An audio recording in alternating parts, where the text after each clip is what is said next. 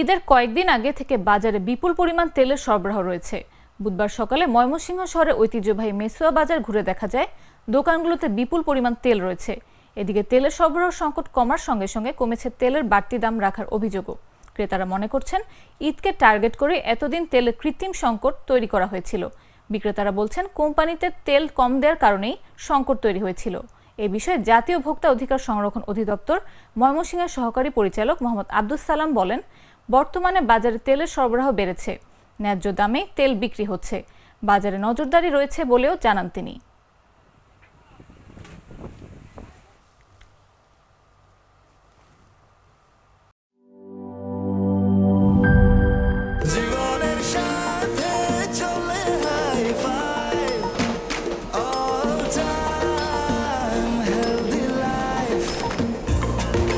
জার্নিতে স্বাস্থ্যকর all time family cake, all time healthy life.